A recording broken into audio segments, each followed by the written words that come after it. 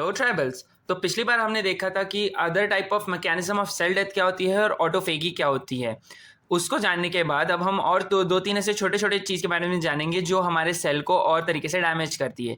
वो क्या क्या है? वो दो टाइप के स्ट्रेस होते हैं, एक है ऑक्सीडेटिव स्ट्रेस और दूसरा है एंडोप्लाज्मिक रेटिकुलम स्ट्रेस। ना एंडोप्लाज्मिक रेटिकुलम स्ट्रेस में हम देखते हैं मिसफोल्डेड प्रोटीन का क्या रिस्पॉन्स होता है हमारी सेल में, जिसका मैंने पहले बोला था कि मैं बाद में बताऊंगा। तो अब उसकी बारी आ गई है।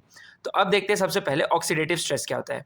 ऑक्सीडेटिव स्ट्रेस में बेसिकली हमें ये देखने मिलता है कि accumulation of reactive oxygen species मिलता है। ना what is reactive oxygen species? Reactive oxygen species is basically oxygen derived free radicals. It's free radicals. आपको फ्री रेडिकल्स के बारे में लास्ट ईयर बायोकेमिस्ट्री में तो पढ़ ही लिए होंगे। दीज आर दो स्पीशीज या दो मॉलिक्यूल्स जिनके आउटर शेल में एक इलेक्ट्रॉन कम होता है, जिनके कारण ये हाईली रिएक्टिव होते हैं और हाईली कोरोसिव होते हैं। तो उसके चक्कर में ये बाकी आसपास के सेल या बाकी एनवायरनमेंट को डैमेज करते हैं अपना एक सेल का एनवायरनमेंट पूरा करने के लिए। तो ये हो गया। अब ये रिएक्टिव ऑक्सीजन स्पीशीज प्रोड्यूस कब होते हैं, इनका प्रोडक्शन कब होता है? जब माइटोकॉन्ड्रियल रेस्पिरेशन चल रहा हो या एटीपी जनरेट हो रहा हो, तब इसका प्रोडक्शन होता है। ये इस टाइम पे जब फ्री रेडिकल का फॉर्मेशन हो रहा है, प्रोडक्शन हो रहा है, तो उसको हटाता कौन है? उसको हटाने का काम करता है intracellular reactive oxygen species scavenger. ये काम करते हैं उसे हटाने का। अगर by any means production free radicals का बढ़ जाता है या स्कैवेंजिंग ऑफ फ्री रेडिकल्स कम हो जाता है, तो रिएक्टिव ऑक्सीजन स्पीशीज बढ़ने लगती है, जिसके कारण हमारी सेल के अंदर एक स्टेट आता है जिसे कहते हैं अपन ऑक्सीडेटिव स्ट्रेस। ना ऑक्सीडेटिव स्ट्रेस हमें कहाँ देखने मिलता है? It is seen in cancer, it is seen in ageing and it is also seen is neurodegenerative disorders में, फॉर एग्जाम्पल अल्जाइमर्स डिजीज। अब सबसे ज़्यादा प्रोडक्शन इसका कौन करता है? रिएक्टिव ऑक्सीजन स्पीशीज का सबसे ज़्यादा प्रोडक्शन ल्यूकोसाइट्स करता है। ल्यूकोसाइट्स में कौन? Macrophages, neutrophils. मैक्रोफेज और न्यूट्रोफिल से समझ में आ रहा है, इन्फ्लेमेटरी रिस्पॉन्स तो होगा ही होगा, cleaning of dead and unwanted cells होंगे और डिस्ट्रक्शन ऑफ माइक्रोब्स। इन सब के दौरान रिएक्टिव ऑक्सीजन स्पीशीज या फ्री रेडिकल्स का प्रोडक्शन बहुत बढ़ जाता है। ना जनरेशन ऑफ फ्री रेडिकल्स बन कैसे रहे? अब उसके बनने के बहुत सारे प्रोसेसेस हैं या बहुत सारे सोर्सेज हैं। फॉर एग्जांपल पहला देखिए, reduction oxidation reaction. Redox reaction में हमें क्या देखने मिल रहा है? एक नॉर्मल रेस्पिरेशन जब हम करते हैं तो ऑक्सीजन और H2 मिला के वाटर बनाते हैं। अब क्या होगा? ऑक्सीजन से H2 को 4 इलेक्ट्रॉन्स जाते हैं in general, but for any reason 4 unequal amount of electrons are transported, तो उसके चक्कर में there is formation of free radicals. Example में क्या क्या बोल सकते हैं? फॉर एग्जाम्पल O2 से H2 एक ही इलेक्ट्रॉन गया, तो वहाँ पे it will form super oxide anion free radical, super oxide anion. या अगर 2 ही इलेक्ट्रॉन गए तो it will form peroxide species, जो खुद में अपने आप बहुत रिएक्टिव है। और अगर तीन इलेक्ट्रॉन जाते हैं तो यहाँ हाइड्रोक्साइड रेडिकल फॉर्म करेगा। ये सारे कोरोसिव इन नेचर होते हैं, very short lived and highly reactive होते हैं। इनका जो फॉर्मेशन है उसको कैटेलाइज हमारे सेल के ऑक्सीडेटिव एंजाइम्स करते हैं। For example super oxide dismutase. ये सारा कैटेलाइसिस होता कहाँ है? It occurs in endoplasmic reticulum, cytoplasm या माइटोकॉन्ड्रिया। ये हो गया रिडॉक्स रिएक्शन के दौरान। अब आते हैं दूसरे, जिसको बोलते हैं एब्जॉर्प्शन ऑफ रेडिएशन एनर्जी। अगर हमारा सेल कोई भी टाइप का रेडिएशन एब्जॉर्ब करता है, यूवी रेज हो गया, एक्स रे हो गया, या और टाइप की damaging gamma beta alpha rays, ये सब के कारण, या जो भी टाइप का आयनाइजेशन रेडिएशन है, वहाँ पे क्या होगा? वो हमारी बॉडी का जो वाटर है वो हाइड्रोलाइज हो जाएगा, एंड हाइड्रोलाइज होके H2O will form OH radical and H radical, जो कि दोनों reactive oxygen species of free radical है। अब आगे देखते हैं और कौन कौन से टाइप के सोर्सेज हैं। अब आते हैं rapid burst of reactive oxygen species में। ना रैपिड बर्स्ट में क्या हो रहा है? There is high production of reactive oxygen species by active leukocytes, for example during inflammation. इस टाइम पे क्या हो रहा है? that there is production of reactive oxygen species, that is superoxide anion, by the intracellular oxidase. Now ये form करना अच्छा है, क्योंकि ये फॉर्म करना अच्छा का तो नहीं, बट ये बोल सकते हैं it is a marker of granulocyte functioning. Defect in leukocytic superoxide production is seen in chronic granulomatous disease, जहाँ पे ग्रैन्युलोसाइट्स की फंक्शनिंग में डिसऑर्डर आ जाता है। तो अब rapid burst of reactive oxygen species के टाइम क्या होगा? It is precisely controlled by multi protein complex in plasma membrane. Plasma membrane में मल्टी प्रोटीन जो कॉम्प्लेक्स होता है वो उसको हाईली कंट्रोल करके रखता है कि कितना निकलना चाहिए, कितना नहीं निकलना चाहिए। ये कैसे होता है कि जो ये ऑक्सीडेज यहाँ यूज हो रहा है, it utilises NADPH oxidase for redox reaction. ये NADPH ऑक्सीडेज का यूज करता है अपने रिडॉक्स रिएक्शन में, जिसके कारण हमारे फ्री रेडिकल्स कम यूज होते हैं या कंट्रोल्ड वे में यूज होते हैं या क्रिएट होते हैं, सॉरी। ना अब दूसरा सोर्स क्या आता है, enzymatic metabolism of exogenous chemicals and drugs.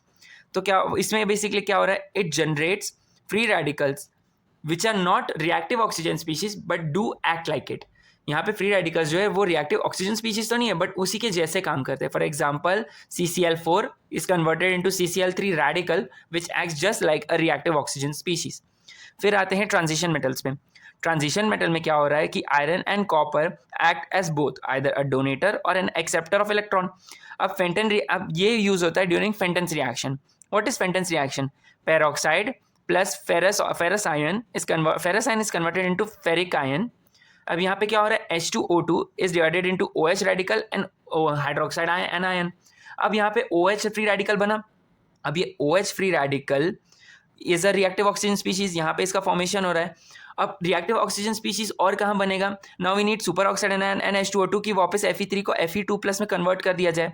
अगर Fe3+ वापस Fe2+ में कन्वर्ट नहीं होगा तो उस टाइम फेंटन्स रिएक्शन होगा नहीं, और अगर फेंटन्स रिएक्शन होने के लिए Fe2 का फॉर्मेशन होता है उस वक्त भी फ्री रेडिकल का फॉर्मेशन होता है। अब आते हैं लास्ट सोर्स पे जिसे बोलते हैं नाइट्रिक ऑक्साइड NO। नाउ क्या होगा, these are chemical mediators which is generated in the endothelial cells and the macrophages और एंड द न्यूरॉन्स। ये इस यहाँ पे प्रोड्यूस होते हैं। अब फ्री रेडिकल यहाँ फंक्शन कैसे करेंगे, it can be converted into highly reactive substance. Now NO can be converted into a higher reactive substances. वो क्या क्या हो सकते हैं, it can be converted into perinitride anion which is ONOO-। और क्या हो सकता है, NO2 एंड NO3 आयन, इन सब में कन्वर्ट करके these are much more and highly reactive than nitric oxide. अब आते हैं बारी कि रिमूवल कैसे किया जाता है, फ्री रेडिकल का हमारे बॉडी में रिमूवल कैसे होता है। तो there are two ways for removal of free radicals, one is non enzymatic and the other is enzymatic. Non enzymatic में क्या क्या होता है, there is uses of antioxidants. ना हाउ इज एंटीऑक्सीडेंट यूज, ना एंटीऑक्सीडेंट आइदर ब्लॉक और inhibit the free radical, this is the scavenging we have been talking about. यहाँ पे स्कैवेंजिंग, ये जो स्कैवेंजिंग अभी तक बोले जा रहे थे, ये वो है जहाँ पे फ्री रेडिकल्स को ब्लॉक कर दिया जाता है या इनहिबिट कर दिया जाता है। फॉर एग्जाम्पल एंटीऑक्सीडेंट्स के क्या क्या एग्जाम्पल है, विटामिन A, E, C या ग्लूटाथायोन, ये सब हो गए।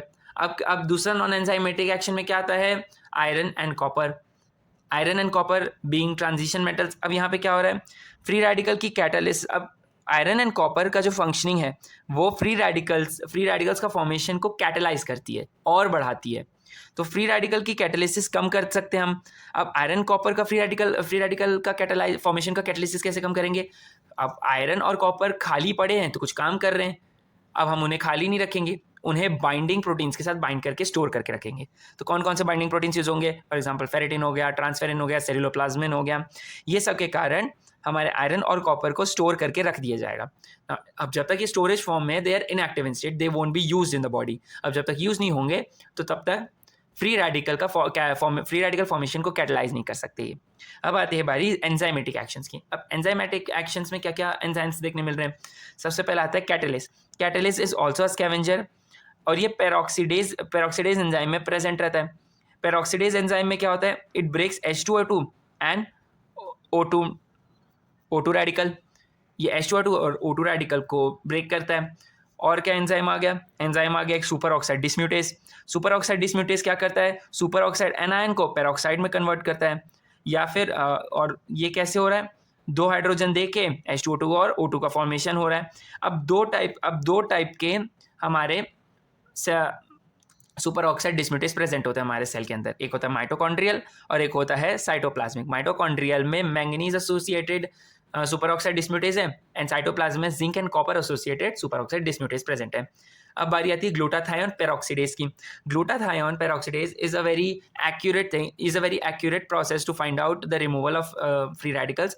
इसमें इसमें यह एक बहुत इंपॉर्टेंट मार्कर है जो हमारे बॉडी के ऑक्सीडाइज स्टेट ऑफ सेल को बताता है। इसका क्या मतलब है कि कितना एफिशिएंटली हमारा सेल हमारे फ्री रेडिकल्स को निकाल सक रहा है या उसे डिस्ट्रॉय कर सकता है, रिमूव कर सकता है। तो क्या होगा, GSH is reduced glutathione and GSSG is homodimer of oxidized glutathione. तो H2O2 या पेरोक्साइड जब रिड्यूस्ड ग्लूटाथायोन से मिलेगा तो होमोडाइमर ऑफ ऑक्सीडाइज्ड ग्लूटाथायोन बनाएगा एंड वाटर बनाएगा। सेम चीज with hydroxide radical. Hydroxide radical में क्या होगा, रिड्यूस्ड ग्लूटाथायोन से मिलेगा, अब reduced glutathione will convert into glutathione homodimer, oxidise glutathione हो जाएगा and it will also form water. अब ऑक्सीडाइज ग्लूटाथायोन और रिड्यूस्ड ग्लूटाथायोन के बीच का जो रेशियो है, this indicates the oxidise state of the cell. अब ये हो गया रिमूवल ऑफ फ्री रेडिकल. अब आती है बारी पैथोलॉजिकल इफेक्ट ऑफ एफआर या फ्री रेडिकल. फ्री रेडिकल अब हमारे सेल में क्या चेंजेस ला रहा है, क्या डैमेज कर रहा है, अब वो देखते हैं. सबसे पहला टाइप का रिएक्शन अगर कुछ करता है तो वो है lipid peroxidation of plasma membrane. Now what is lipid peroxidation? Lipid peroxidation होने के दो स्टेप्स है, एक है इनिशिएशन और दूसरा है प्रोपागेशन. इनिशिएशन मतलब स्टार्ट होना. अब होगा कैसे? अब हमें पता है हमारा plasma membrane is formed of lipid bilayer. अब लिपिड बाइलेयर में दो टाइप के चेन्स होते हैं, एक अनसैचुरेटेड फैटी एसिड चेन और एक सैचुरेटेड फैटी एसिड चेन.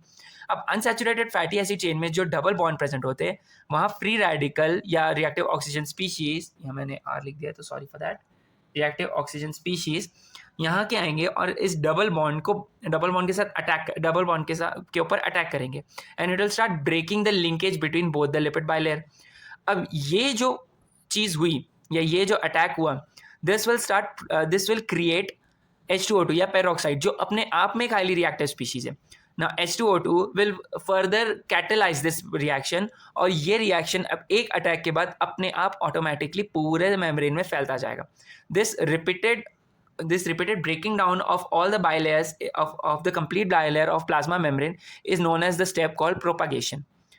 और ये जो चीज़ जो अपने आप होते जा रही है, now we don't need any other attack, और ये एक अटैक के बाद जब ये प्रोपागेट करना स्टार्ट करती है, this is called autocatalysis, propagation और breaking down of bond on its own. This is called that autocatalytic reaction. ये लिपिड बाइलेयर टूटता जाएगा. तो हमें क्या दिखा? लिपिड पे अटैक हुआ फ्री रेडिकल का, it forms hydrogen peroxide. Hydrogen peroxide is in itself is very unstable which starts the autocatalytic chain reaction. This is called propagation. अब दूसरा क्या चेंजेस लाता है? This is oxidative modification of protein. ना oxidative modification of protein क्या हो रहा है? अगर अमीनो एसिड के साइड चेन का ऑक्सीडेशन होता है तो क्या होगा? अमीनो एसिड के साइड में कोवैलेंट लिंकेज ऑफ प्रोटीन के बीच में कोवैलेंट लिंकेज बनने लगेगा, अननेसेसरी फोल्डिंग या अननेसेसरी बॉन्डेज बनने लगेगा. For example disulphide bonds create होने लगेंगे. ये तब होगा जब oxidation of amino acid side chain होगा.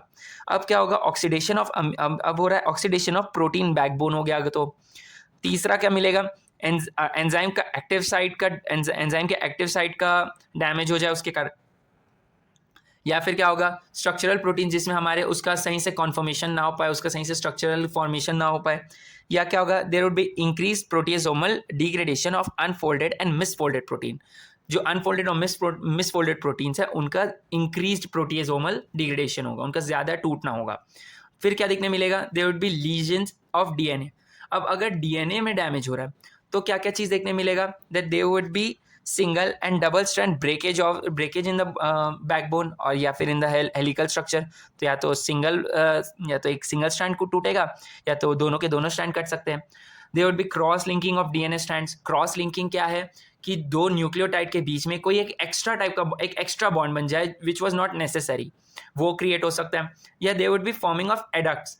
फॉर्मिंग एडक्ट्स का क्या मतलब होता है? कि डीएनए बाइंड्स टू केमिकल्स जो उसके लिए which is not normal for it, तो वो अलग अलग उसके केमिकल से ज्वाइन करेंगे and this could also lead to cancer. Now this cancer formation is due to abnormal replication जो उस केमिकल के एडिशन के कारण हुए. तो अब देखते हैं कि what is the end product, कि हमारे uncontrolled reactive oxygen species at the end क्या करते हैं. रिएक्टिव ऑक्सीजन स्पीशीज का अगर अनकंट्रोल्ड प्रोडक्शन हो रहा है तो this will lead to necrosis, और अगर कंट्रोल्ड रिएक्टिव ऑक्सीजन स्पीशीज जा रहा है तो दिस में signal apoptosis by receptors and signalling pathways. So this is all about the free radical या रिएक्टिव ऑक्सीजन स्पीशीज जो हमारे बॉडी में क्या चेंजेस आते हैं, हमारे सेल में क्या चेंजेस करते हैं. Now we will talk about the endoplasmic reticular stress. बहुत छोटा सा टॉपिक है, क्विकली फिनिश होगा. अब बात करेंगे कि ईआर स्ट्रेस क्या होता है, एंडोप्लाज्मिक रेटिकुलर स्ट्रेस क्या होता है. एंडोप्लाज्मिक रेटिकुलर स्ट्रेस में हमें ये देखने मिलता है what is unfolded protein response या UPR. Now UPR is basically what, जब हमारे सेल में या हमारे एंडोप्लाज्मिक रेटिकुलर में there is formation of protein और उस प्रोटीन का अच्छे से फोल्डिंग नहीं हो पाता, तो दे स्टार्ट अक्यूमुलेशन. उस मिसफोल्डेड प्रोटीन का अक्यूमुलेशन होने लगेगा which will cause a stress on the endoplasmic reticulum. अब बढ़ते जाएगा, एक बलून के अंदर में ज़्यादा चीज़ें भरते जाऊंगा तो it will cause stress in the balloon ना। तो ये ऐसे ही होता जाएगा which will start a stress adaptive mechanism and this will induce apoptosis. Apoptosis होगा इसके कारण। तो इसका मैकेनिज्म क्या है?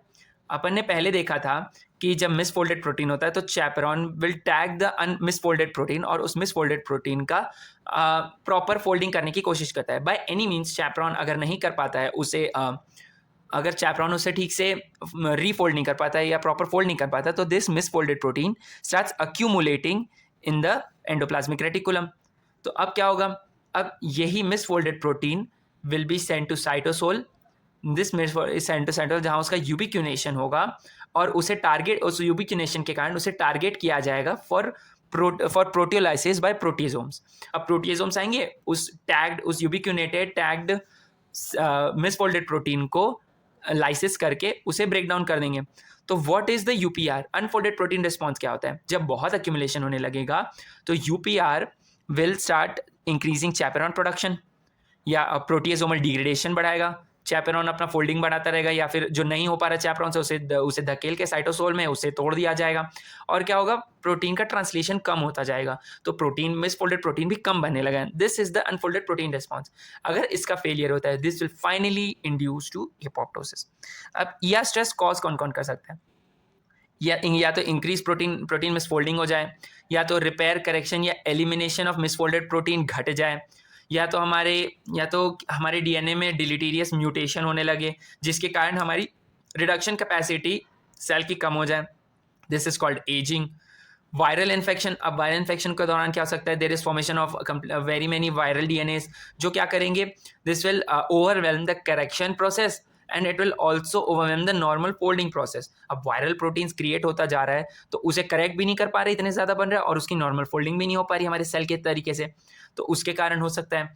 और क्या क्या होगा? There will be increase demand of secretory protein. ये इसका एग्जांपल मैं एज ए इंसुलिन दूंगा। अब डायबिटीज़ के टाइम क्या होता है? इंसुलिन रेजिस्टेंट स्टेज आ जाता है। इंसुलिन रेजिस्टेंट स्टेज के कारण भी के टाइम पे भी इंसुलिन क्रिएट होता जा रहा है।